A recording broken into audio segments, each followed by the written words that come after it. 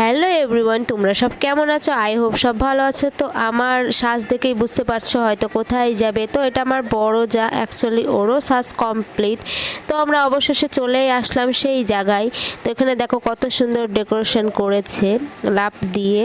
তো এখানে মনা দেখো টুপি পরে, ও তো খুবই করছে, এক্সাইটেড, মনে করছে যে মনারই হয়তো বার্থডে। না, অ্যাকচুয়ালি না, মনার বার্থডে না, এটা হচ্ছে আমাদের পাড়া প্রতিবেশী একটা ছেলের 5 বছরের জন্মদিন করা হচ্ছে। আর অ্যাকচুয়ালি মনার বার্থডে এখনও দেরি আছে। মনার এই তো প্রায় 3 মাস পূর্ণ।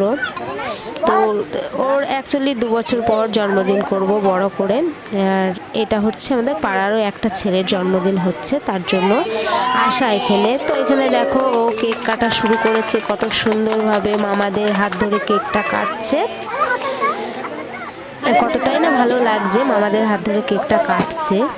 তো এখানে সবাই মিলে এই যে কি ফাটাচ্ছে, এইগুলো যে জাস্ট ভালো লাগে না বলে সরে আসলাম ওই দিক থেকে, অতটা যে স্প্রে করবে বলে।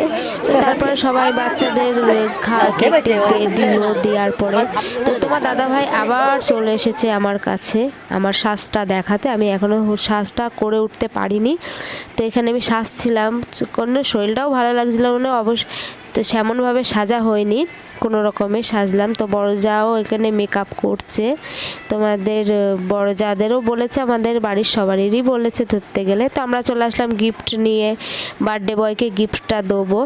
তো বার্থডে বয়কে পেলাম না, তার মার হাতে গিফটটা দিয়ে তাদের ছাদে উঠে পড়লাম। হয়তো ভাবছো যে ছাদে কেন উঠছে গিফট দিয়ে, ছাদে উঠছে, ছাদেই তো মেন্ট খাওয়া দাওয়া না।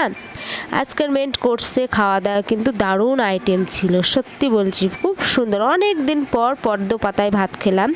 ভাবছো হয়তো যে জন্মদিন বাড়িতে পদ্ম পাতায় ভাত খাবে কেন, অ্যাকচুয়ালি না, থালার ওপরেই পদ্ম পাতাটা দেওয়া হয়েছে। তো মেন কোর্সে কী হয়েছে সব কিছুই বলবো। সবার ফার্স্টে কেক দিয়ে গেছে, তারপরে হচ্ছে ভাত দিয়ে গেছে, তারপর ঝুরু ঝুরু আলু ভাজা, মাছের মাথা দিয়ে মুগের ডাল। তো তারপরে হয়েছিল তোমার রাইস হয়েছিল, আর চিকেন হয়েছিল, চিকেন কষা। তো তারপরে তোমার চাটনি, পাঁপড়, দই, মিষ্টি, আর লাস্টে একটা করে কর্নেটো, আর জলের বোতল তো আছেই। তো এই দিয়ে কোর্সটা কমপ্লিট করলাম। তো মনাকে তো ভাতটা খুব কষ্টই খাওয়ালাম, মনা তো খেতেই চাচ্ছিল না, কেননা মনার খুব ঠান্ডা লেগেছে। তার উপরে আইসক্রিম দেখে মনার কি বাই না, তো আইসক্রিমটা দিতেই হলো। আমি এক ক্যাটারিং ভাইকে বললাম প্লিজ একটু একটা আইসক্রিম দিয়ে যাও, তো আমার কথাতে আইসক্রিম দিয়ে গেছে।